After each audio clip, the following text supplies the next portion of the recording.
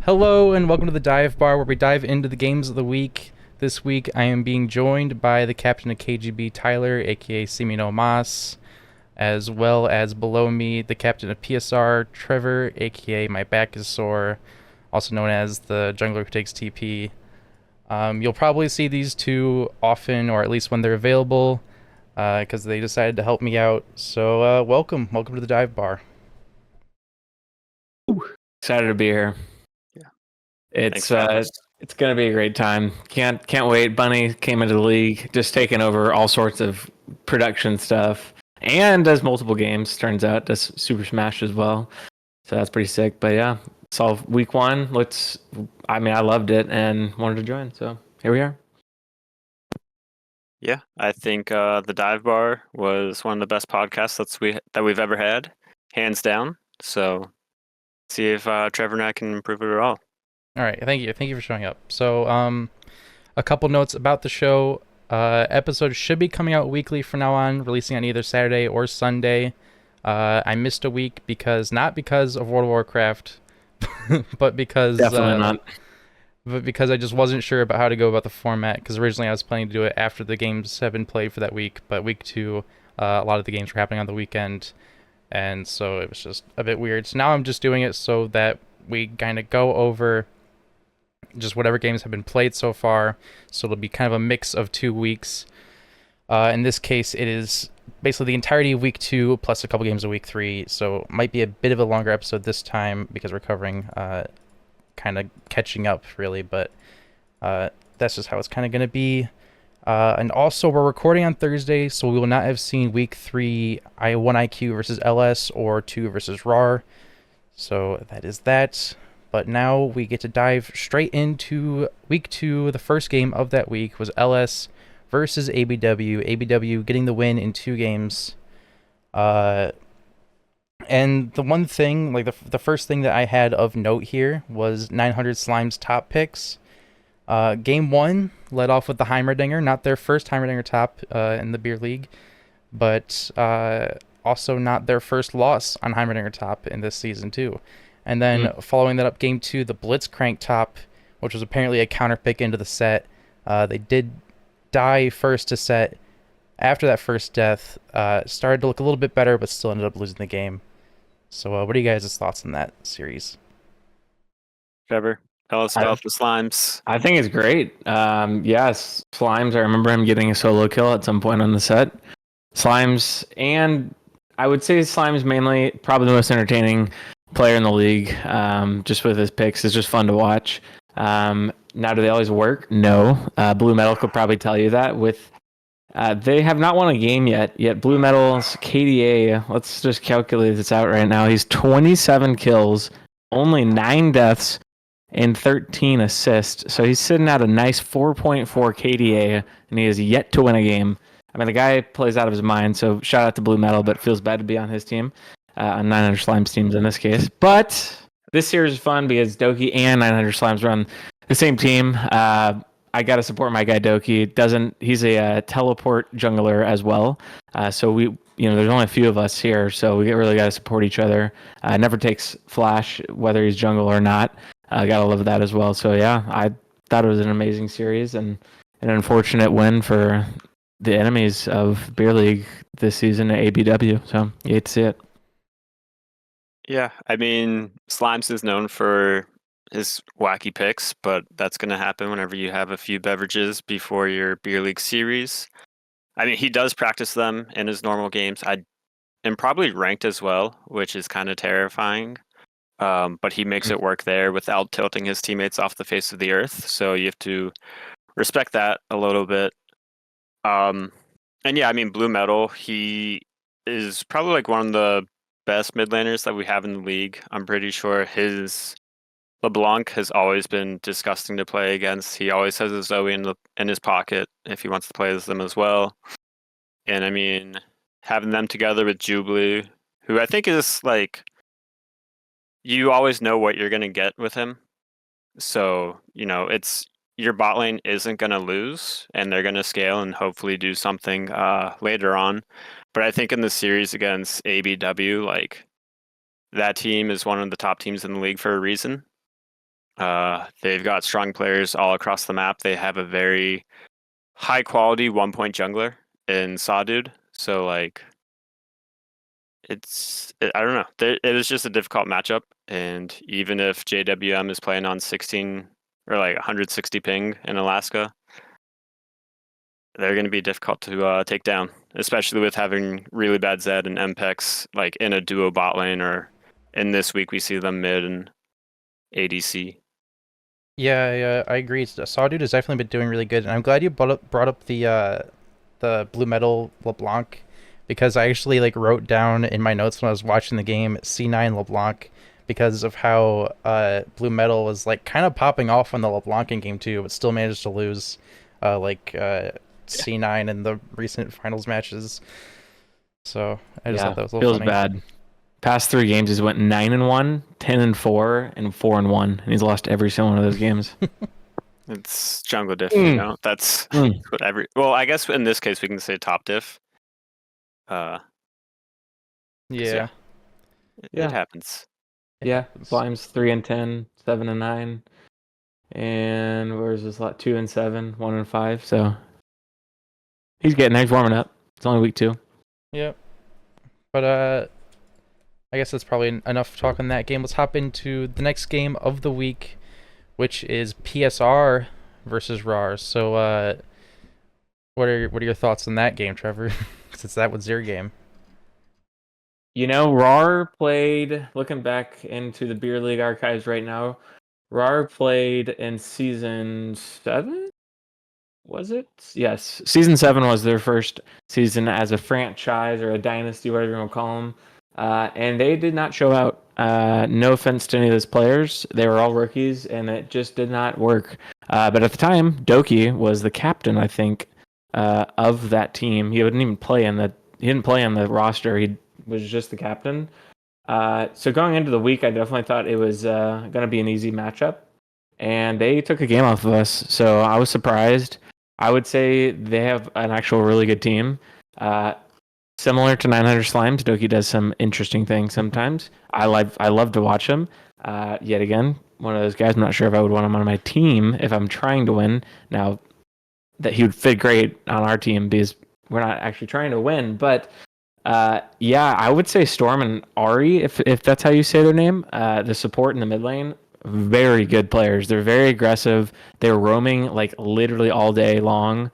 So they definitely give us some problems. So I think they're going to be, I would say, a middle of the pack team, I could say middle to above average team. I guess I don't know. So average to above average is my opinion.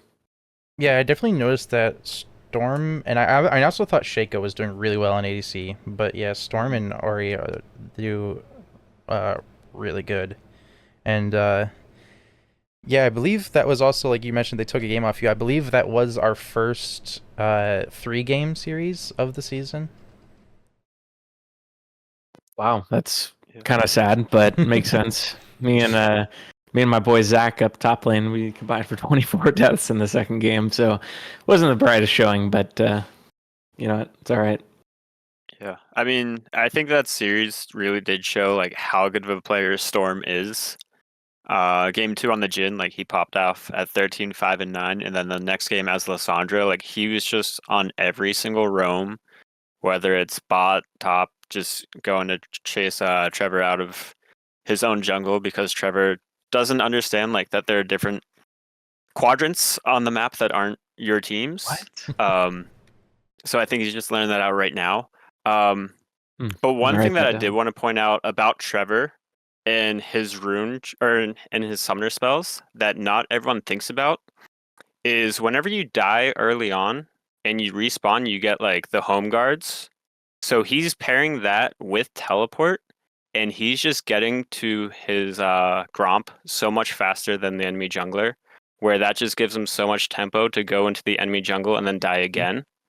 That's right. But just repeat that process. So he, I feel like, is just like limit testing right now to see how often he can do that. Um, and it's going to be a little scary because they've been playing really well. But I also don't want to take away from what Shaco and Storm have done. Like those two guys paired with Ari, like his pike game was really strong for Ari, all over the map as well. Like, I think this year we do have a lot of supports that are just roaming and making life miserable for the True. enemy junglers. Yep. And I love to see it. Like, I'm And mid tired of. laners. Yeah, I don't like that part of it. Yeah. But before we move on anywhere else, Briar's cute feet. I was gonna shout This him out too. series, he Beast. did fantastic. Like, I wrote him down as one of the players of the week. Like, he went 22, 6, and 19 for Yeah. that series. And I was really impressed because I wasn't expecting it from him. And it was Freaking great. beast. Yeah. So Came out of retirement. First game goes 4-0-3. Second game 10-8, while his entire team is just inting. And then the last game 8-4-8. I mean, he did an incredible job. So yeah. And he's a 2-point player, by the way. So if you're looking for value, wow. Yeah, I gotta say I was really disappointed yesterday when I casted and I didn't get to talk about Briar's cute feet the whole game. Mm, I we were remember too. whenever I was casting a series and you're like, say the line. Like, you gave me like the most ridiculous line to read. His like And I pointed Briar's that one off cutie, onto chat. cutie patootie Yeah. little tooties. Yeah. And I was like, oh no. But I mean, hopefully one day we can get Trevor to talk him into playing Briar, either Trevor himself or Joe. He is always welcome to. On my teams, if you tell me to lock in something, I will lock in something, as we can see in the next series that we'll get to eventually. Yeah, well, I guess with that we'll move on to the next series. BW versus 2. 2 won this one. It was just a 2-game. 2 winning in 2 games. And yeah, this one, one of my biggest highlights, I don't remember, I don't, man, my week 2 memory is terrible because I can't remember what games I was casting or what games I was just watching. Actually, I don't even know if I casted any week 2 games. I might have just been watching them. But I remember watching this one and just like feeling bad the whole time for anime. And then like they still just managed to have such a good impact into their team and help their team win with just like the CC and being Ornn. So that one was just like, I don't know, anime really impressed me with how they were able to just like lose and then win. Mm-hmm. Yeah. And I mean, I think that comes like with playing Ornn. Like, you're not expected to smash lane or anything. It's like, hey, I'm going to give you a free upgraded item. Like, as long as we get levels on me. And like his team fight ability with his ult and just everything that he can do. I mean, whenever you have a mage, tank, assassin, ADC, whatever Ornn is, like, it's always going to help your team. Yeah, 100%. I mean, 2 looks good. That's pretty much all you can say. I mean, Slamurai starting a new meta with the Morgana mid, 3 games in a row now, all victories. I didn't watch the series, but I mean, it looks on paper, it looks like Awesomenator did awesome. And Fusro is always a menace. So I assume this team is going to be pretty good if I had to guess. Yeah, I think I had like in week 1 I had in my notes like Storm and Shaco and Slamurai and Awesomenator like both are 2 like strong mid and bots. And also Slamurai Jack like when I was watching this one I was like really skeptical on the Morgana the first game and I was like, I guess it's kind of like you get to like kind of play the lane for free, like not too much is gonna happen. I kind of favored it more towards Waps because I thought Waps would be able to like roam to things a little bit better with nothing really happening in the lane. But Samurai Jack, I mean, they made the Morgana look really disgusting. So Yeah. props to them. But also, the other thing that I wanted to comment on was on top of me feeling bad for anime, I gotta feel bad for Brain Crane because they had like so much damage. They absolutely had the like potential to carry those games, but they just like kept getting like caught out in kind of weird situations or unfortunate places. And yeah, it was just, I don't know. It was like when they were playing, it was just like looked they were hungry for more blood, but they just like couldn't quite get it. Yeah, I mean, the game 1 stat line, you can tell like that they were just paired up with Jarvan that whole time, like 15, 4, and 9. Jarvan's 4, 2, 20. Like, those 2 just make a super great duo, and it really does help whenever you're playing against, a Morgana, Caitlyn and Seraphine, they're not going to really be able to get out of the Jarvan ult, and it just lines Jinx up for wrecking havoc on the other team with a Lulu in her back pocket, just making sure that she can live. But if the Lulu's not in the area, like you said, like she's not going to be able to live, just get picked off. Yeah, every game Jinx was just getting hit by like. I remember one time they fought in like the enemy jungle, and there was like Seraphine just like walked up into the team and just ulted onto Brain Crane, and I think the game ended like shortly after that. So yeah, I do remember that one. Okay, that one it was rough. It was rough seeing that. 'Cause Brain Crane had like great performance, but then they just like weren't able to actually play. yeah. But any other thoughts on that game? No, not too much. No. I mean, Fusro played his champs. I'm not going to say that he is the biggest champion pool, and I don't think that he would disagree with that statement. So, I mean, he got the champions that he's comfortable on. I'm a little disappointed that he didn't play full lethality Udyr. That's something that he's known for, and it really does help him to split push, but they got the wins without those builds, so maybe he's turned over a new leaf. I don't know yet. I haven't scoured them deeply enough. Yep, I agree.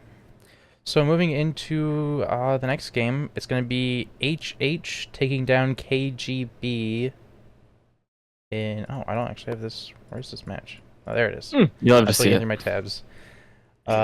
3 games. So Tyler, what's your thoughts on that series? Since that What's the one's hot yours? take? What did the team?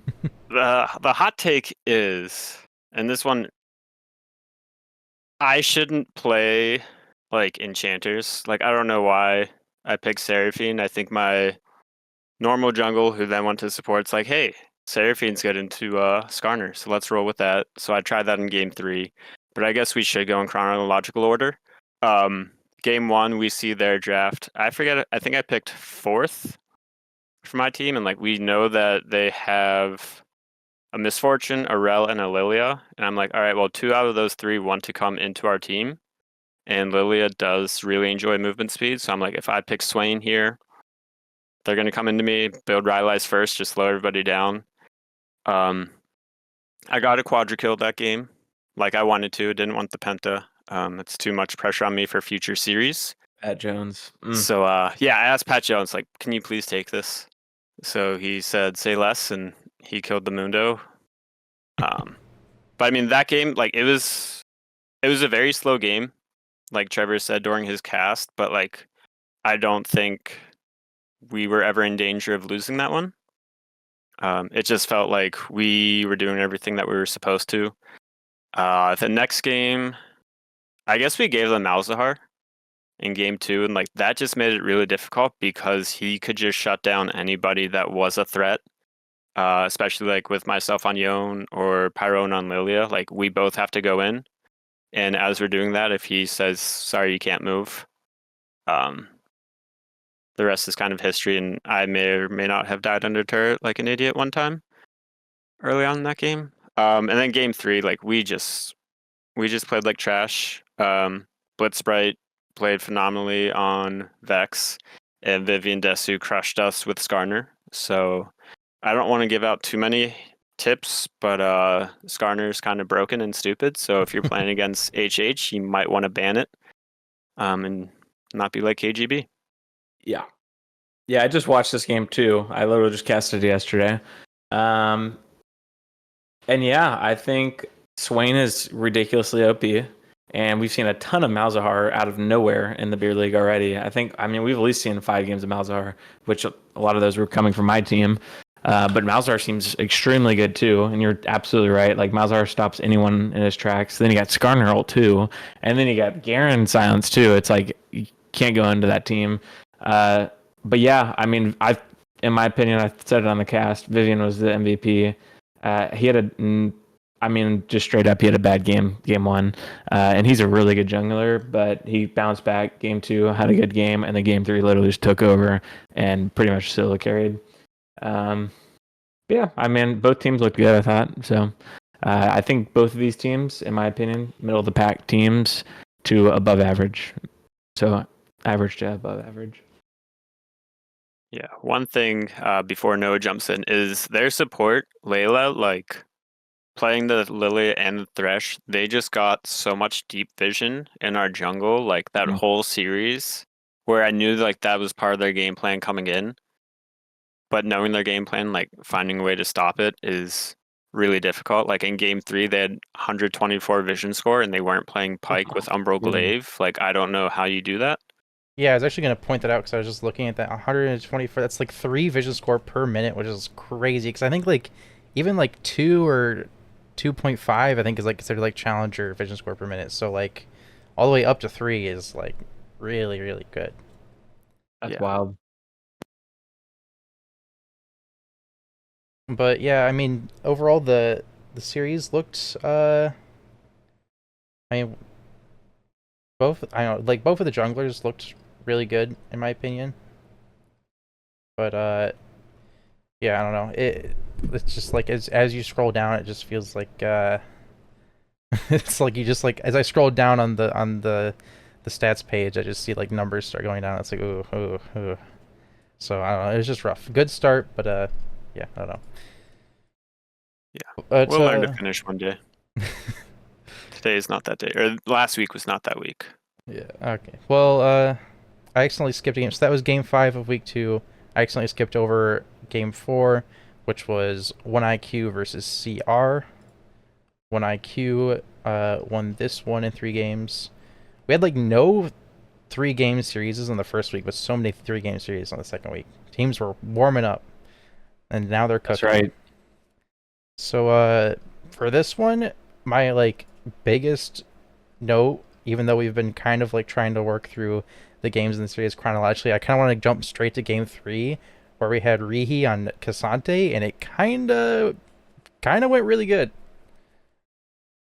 Ante mid. I like that. That's spice. Played, but it's not played often. Yeah, I mean it was I think he had I watched the game recently, rewatched it recently, and he had like early on he got ganked and he managed to kill the mid laner and like almost almost kill the jungler, but it ended up dying to the jungler. But so like he started off like 1-1, and then his end score was 3-2 and 14. So I mean, he might have not necessarily been like carrying, but he's Cassante. He doesn't really have to carry. He was definitely helping out his team a heck of a lot though, and also refusing to die. So yeah, and I mean, along with that, like he had the second highest CS in the game. Like, and he's just getting whittled down by Orianna, I would assume most of that time. But whenever you can just stack MR because the other teams like only AD is a Nyla, like I don't know. I guess the Orianna autos and abilities just aren't going to do that much damage to you, and you can just farm out as much as you like. And I don't think anyone on Coach Rivals like obviously could kill him. Like 4 deaths in 27 minutes while being like the main tank for your team. It's tough.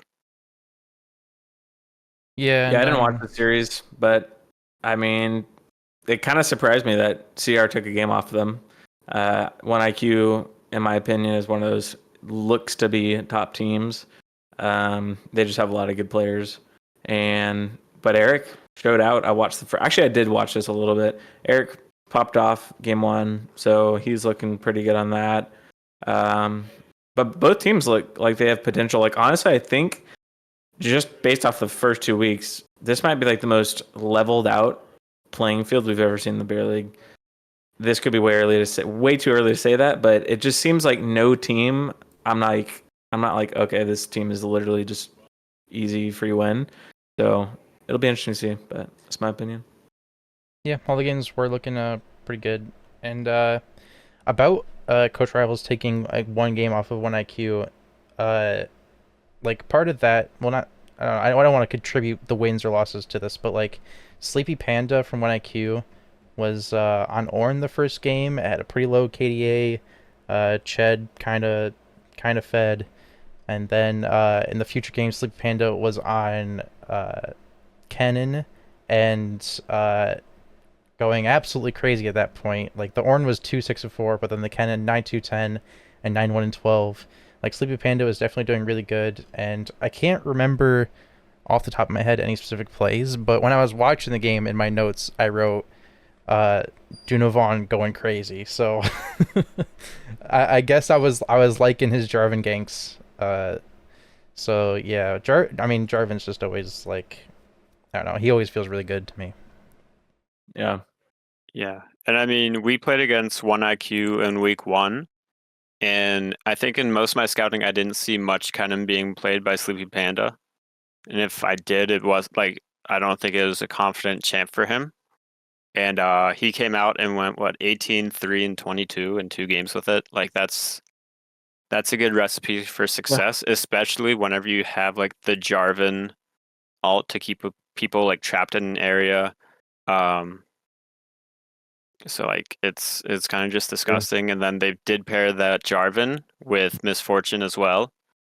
So if you're collecting people in that Cataclysm, whatever it's called, you're just gonna get some free kills, and it's good recipe. I think Yeah. like 1IQ, they practice more than anybody else does. Like they're all on the same page. They all have the same goal, it feels like. So I think they're going to be one of the stronger teams, like Trevor said, for sure. Yeah, it'll be interesting to see. I mean, Sleepy Panda's got to do a little bit worse though, because that's definitely getting banned from now on. So if you actually want to play champs, you got to die a couple times. But hey, what do I know? So that's the TP strat come back into effect then, right? You TP, Exactly. die faster, die more often. Noah gets it. He gets it. You guys are really teaching me. All right, so from there, that is the last game. Yes, that's the last game of week 2. Now from there, we have to hop into a couple week 3 games. Starting off with Coach Rivals versus Hikikomori Havers, CR versus HH. CR did take this game and in 2 games. And I mean, right off the bat, Eric in game 1, 12-0 and 12 on Jin. Uh, and yeah, as Trevor just said, you gotta do a little worse. Because I feel like now we won't Yeah. be seeing that anymore, you know? 24 out of 25 KP or 26 KP, and it supported 25 out of 26 KP. They ruled that game. Yeah, and I mean, I think he just popped off. Like there wasn't, and I think Oh, for sorry. I need HH, to. like I want to interrupt really quick, because yeah, it's kind of an important note for this game. Uh, game 2. Yep. game 2. I think I don't remember who from Hikikomori Havers, but somebody wasn't able to come back or something. So game 2 was a forced FF. So the stats for Feels that one bad. aren't entirely accurate, and because if it looked like both teams still had like it felt very even at that point in the match. It felt like both teams still had the potential to win, so it's kind of unfortunate. But yeah, just a quick note on that. Game 2 was a forced FF. So Yeah, I mean, you can tell in game 2, like there's a 500 goal difference. So really, like not that big of a deal at all. But in game 1, I think just like the bot lane of CR is so much stronger than HH. Like we played against HH the previous week and we lost, so I probably shouldn't be saying this, but like I think their bot lane is their weakest part of their team. I think they only have 3 points down there between 2 players, so most teams are going to try and attack that because if you have Eric 29, I think he's worth 6 points. Like he's double their bot lane just by himself. So in theory, like Hernandez teaches could just queue up jungle, like get smite instead of heal right there and follow Chicas around. But I mean, like whenever you have that kind of discrepancy, it's going to be huge. And my brother-in-law is Ched, and he was telling me for a while, like Eric 29 was sitting at 212 CS, 12, 0 and 12. So My like he goodness. was telling his team, like, hey guys, I'm not going to fight anymore. Like I don't want any CS or anything, so you guys have to finish the game on your own. Unfortunately, he did get 1 CS though, so he finished at 213. Mm. Hate to see it. Yeah. And then game 2, like it was obviously super back and forth game. I think HH did have the lead, and then like right before the pause, CR won a team fight. They were feeling pretty confident, and then I believe it was like a fire drill or something at someone's Right, school. yeah. So Yeah, it sucks. unfortunately that happened, but we don't know the schedule for those, and it's part of life. But luckily, it's just video games, so it's Yep. okay to True. pause Not and a walk big away. deal. Just Yeah, 1 week of the normal season. Doesn't matter too much. Yep, but it does show their dedication for not sticking through the fire drill and putting your life on the line for your team. But it's all right, Yeah. Hopefully they'll still be on their roster next week. We'll just have to see. We'll have to see. But I want to just go back to you saying, like Eric saying he had 212 CS, 12 kills, 12 deaths. He didn't want to play the game anymore. What he should have done was gone for 12 deaths. True. that's a what real Trevor guy. has done before. So Me it and Zach can did that be last done. week. And I think Trevor probably would have wished that Eric went for a 13, 13, 13, just True. so Trevor isn't like the record leader for most deaths in a Yeah, game. I mean, there's still 2 more series left, so they won't hear this before then. But hey, maybe someone will break it. Who knows? I'm hearing it. I still have another series. I have a game on Sunday. Oh baby, Yeah, Noah forgot about it. Bade. Ooh. Did I forget about it? Oh, I didn't mention. Okay. Wait, I did have it. What, I didn't have it written at the top of my notes, but I read it in the bottom of my notes. Okay, we'll get there then. So We'll that's get all there. that matters. Yeah, I don't know how I didn't do that math right. Whatever.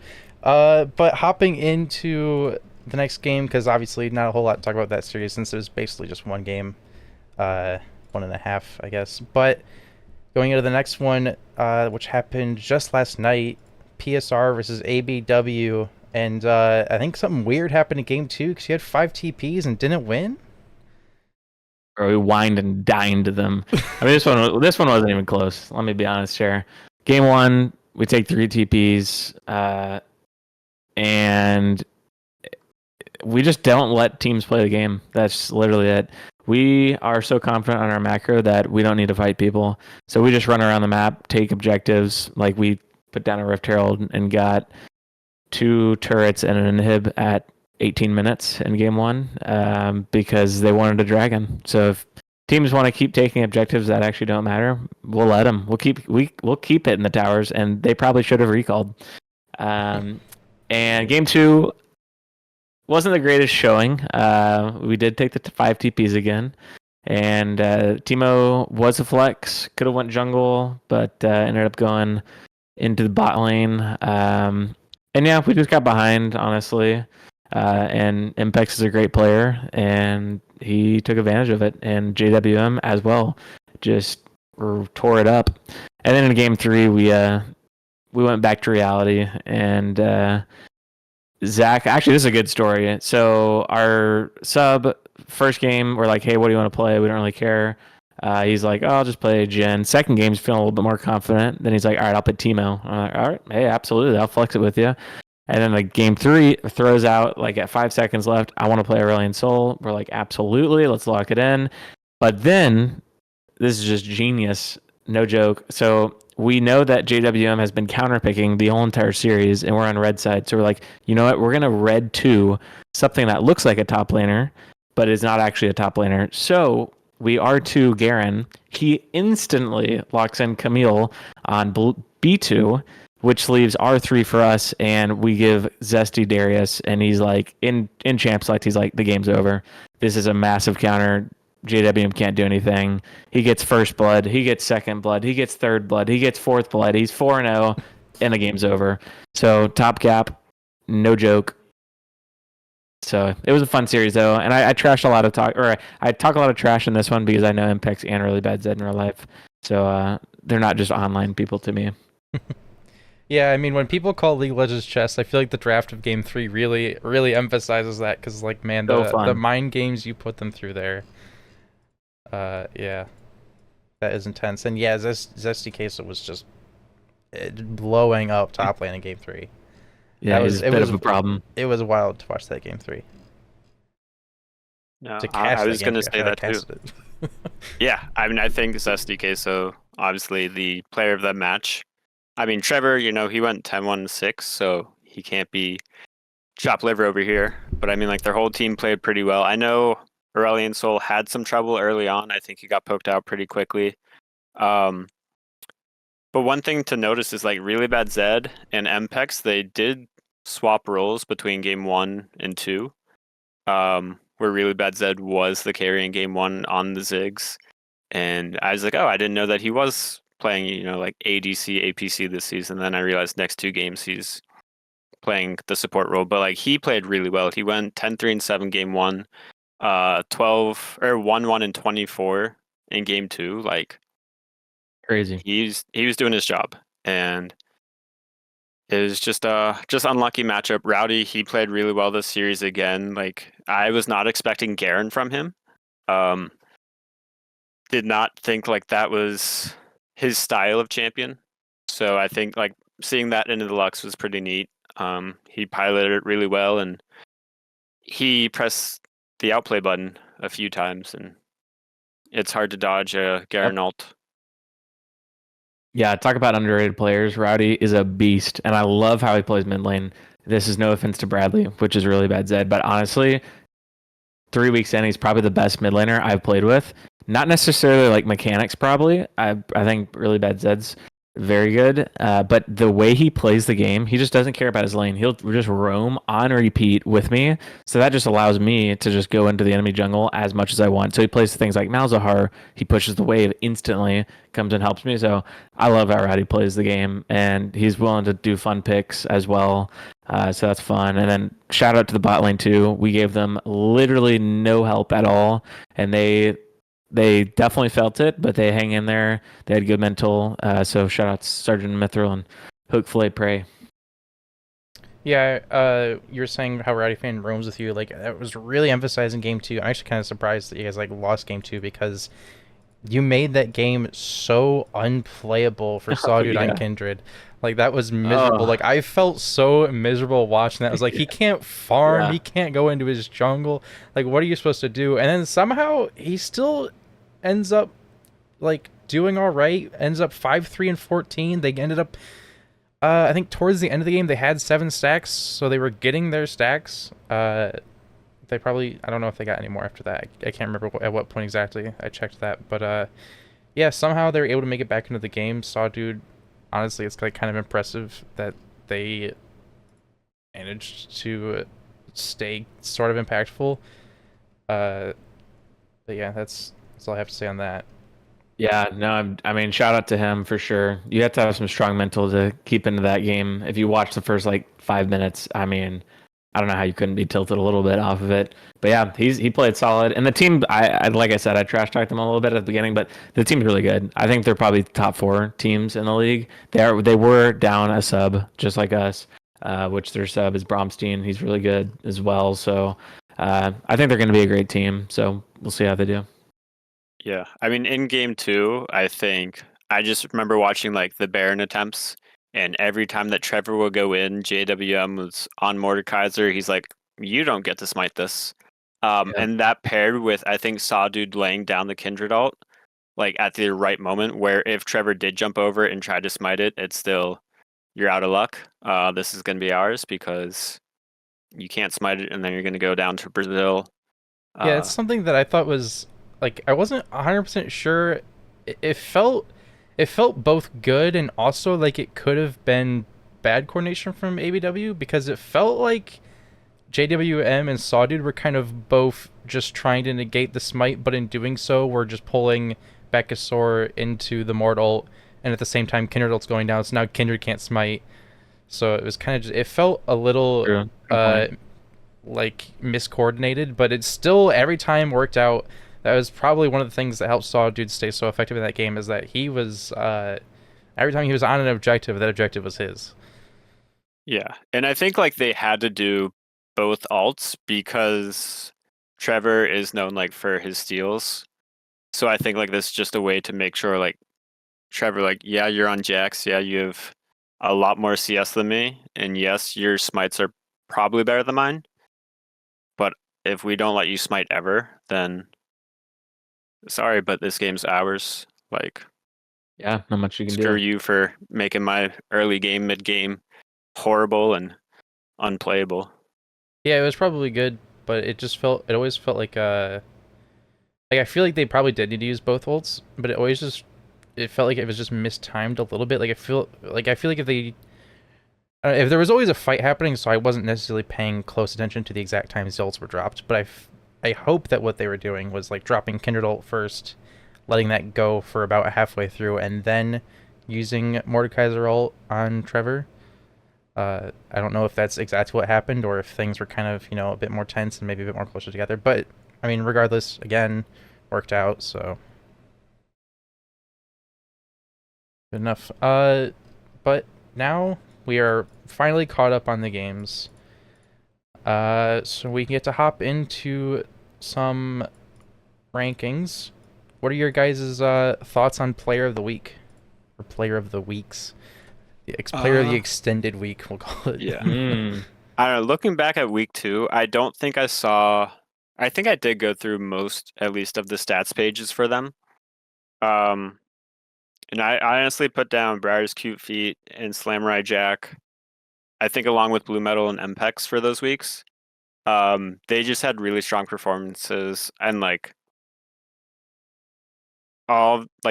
none of them died more than 6 times in their series, and I think that's always impactful. And I didn't really care about who won, who lost the series, because if you're doing your best, you are gonna have unlucky times. So Blue Metal went 14, 5, and 7, MPEX 19, 5, and 22. And then Slamurai went 17, 6, and 21, and then Briar 22, 6, and 19. If you're coming in, and Trevor was Joe just a sub off the street? I forget. Or is he a starter? No, he's our starter. We pulled him out of retirement, just like Rowdy. Pulled him out of retirement. Yeah. So it's second week back to playing League of Legends, with an amazing name change that he definitely wanted. So I think he, for being 2 points and getting 22 kills in his series, that's just, it impressed me. That's all. Yeah, so Trevor, what are your thoughts on Player of the Week? It's hard to say. I hate to say someone because, yeah, you can look on paper, and it's just things can look a certain way, but then when you go into game, so it's really hard to actually give a person because you never know what impact someone's actually making until you look at the game. Because someone could go 0-9 and have the most crucial 9 deaths in the entire game, or secure 3 Barons for their team or whatever. Or 12 but yeah, deaths, True, 12 deaths and having a phenomenal game. Some might say, I don't know. But yeah, I would say the ones that stick out to me are Vivian for sure. He just had a really nice bounce back. Sleepy Panda for sure as well. Tearing it back, I'd be another bounce back as well. And then other than that, I would say Briar's Cute Feet for sure. I thought he played amazing the entire series, even when we were losing. Yeah, those would be my 3 personally.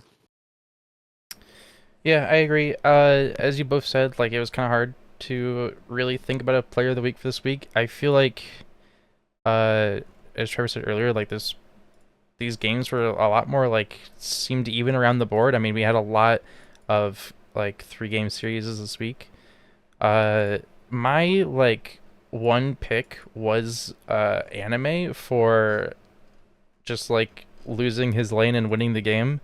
That was kind of just my thing. I kind of just thought I don't know. There were so many players that had amazing KDAs, but I don't know. I just kind of stuck to Anime, so I don't know. That was my sort of nomination. But yeah, it's hard for this week's, especially because there's so many games to consider for it. So yeah, we'll just say all of those are Player of the Week, Yeah. and you get to have fun picking one, casters.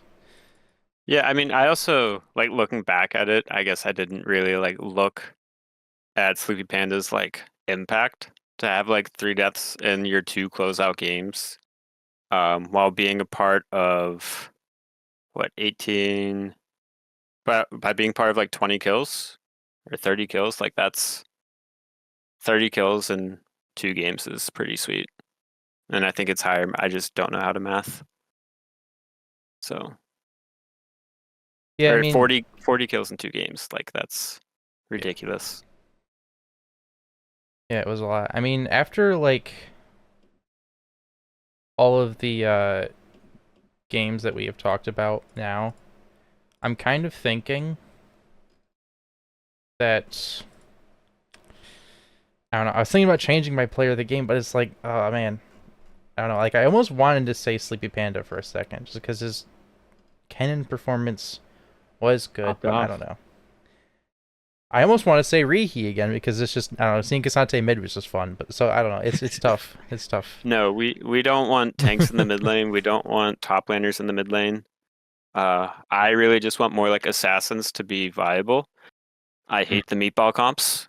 I Same. know this is me like counter drafting myself if any captains are watching this, but like I just want League to be fun again. And if an ADC maybe next week ends up with 13 deaths, I think that would make Trevor happy. So if you get like more squishy bot lanes, not so many tanks or hard CC champions, like that'd be really cool. Yeah, I'd play more Cossacks for sure. I'm There on you board. go. Assassin enjoyers over here. Well, with that, let's just move on to the top teams. So, I think last time did I have was it PSR or 1IQ that I said was top? I had it written down in my notes Probably somewhere. one It IQ, was 1 1 IQ. IQ and then just PSR because was like they next up. dismantled us. Yeah. Yeah. But yeah, now this time I have it sort of like 1 IQ and PSR like my top two again, but next to each other this time. So what are your guys' kind of thoughts on what teams are looking sort of the best? I mean, it's definitely those two. ABW, they look really strong too. Like I said earlier during their series, like they have a very strong team that knows how to play with one another. Like they've been together for a few seasons now, and like they just picked up really bad Zed, who is a really good player. I'm not really sure how he fit under the cap with that team. Um, I know he's not playing his main role, but I think he is having more fun just playing with his friends and like not being under Trevor's, like slave drive mentality. And Mm. that I'm only bringing that phrase up because it's a beer league special. Um, and then, I mean, I think two has been strong, obviously, like they haven't lost two more. They're also a team that's been around for a while, like their core of Fusro and Slamurai Jack. So I think as long as you have some longevity and some understanding between your team, you're going to have that cohesiveness that knows how to win games. And PSR, they're taking teleport on their jungler. I haven't done that since season 8 before like the teleport timer lockouts. Um, so they're just finding different ways to win, and I think it it's annoying, but annoying is a great strategy in beer league because of how easily people tilt. So I think like that's a good strategy to have, and they're definitely like one of the top teams. Fair. Yeah, I mean mine I already got my full 10 going. And this is a lot of it is based off of matchup so far, who people have actually played. So like even if you're 2-0, that doesn't necessarily mean you're good in my opinion because you might be playing not great teams if we've only seen two series. To say that though, there like I said earlier, I think all the teams are actually pretty good. But my top one is us, PSR. I just think we have better macro than everyone, and I don't think it really matters what we draft or whether we take TP or not. I just I don't think people can keep up with us in that sense. And also, our undervalued players are way undervalued. I mean, Rowdy is literally gapping every mid laner. Sergeant Mithril is a freaking beast. We already talked about Briar's cute feet. I mean, yeah, it's obvious there. And then I would put 1 IQ number two, and then number three. Even though we just beat them, ABW. Also, shout out to ABW. Like Tyler was mentioning, the last time, fun fact, the last time Impex, Really Bad Zed, and JWM teamed up, it was in season 3 and they won the whole thing. So that should be interesting to see what happens. Clearly, it wasn't the exact same team because they had two other players. And then, so PSR, 1 IQ, ABW, 2, I think is behind them, even though they are undefeated. They have beaten, in my opinion, two lower teams. And then CR would be my top 5. Yeah, a pretty good ratings. Definitely in not necessarily in the early weeks, but probably in the later half of the season, I want to do like an actual tier list of teams once we have like more games, more data. But for now, yeah, I like hearing the top teams, and seems everybody's fairly agreed on who's the top and who's dominating right now, but also, not a whole lot of games to really base it off of. Not every team has played everybody. You got a while before that happens. But that's top teams. So going to be winding down the episode a little bit now, talking about some of the future games. So now I remembered why I didn't have your game written up above earlier, because I was writing just the week 4 games, because this episode might go out before your game goes out.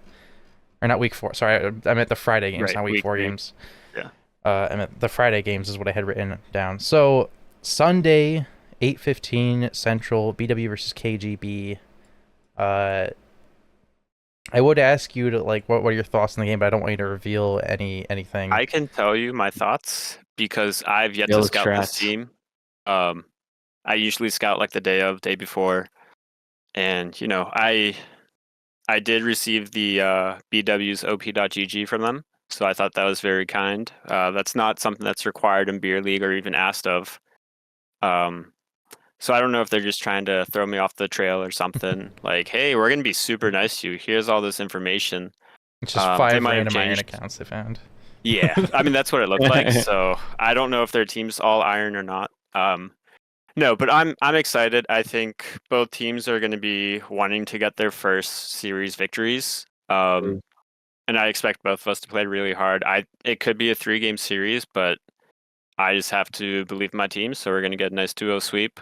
We're going to get some spicy picks out of Pyroan and myself, and Empirical.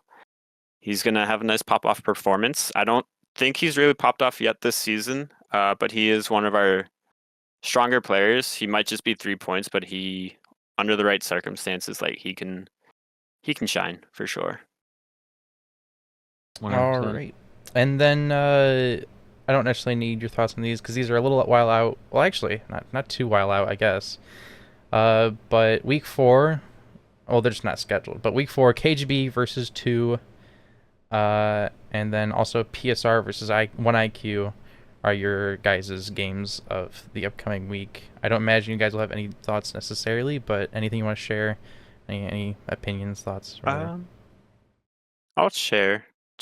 I'll let Trevor go last since his team is has the premier matchup for that week. It's most likely going to be the Beer League match of the week.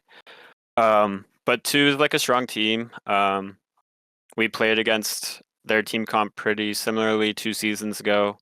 With Slamurai in the mid.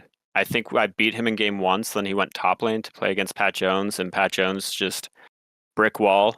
No matter where you roam as a top laner, Pat Jones will not leave top lane.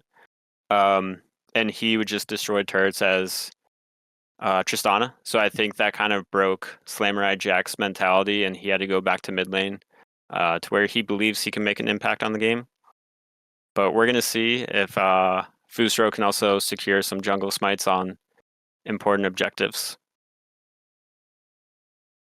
Yeah, so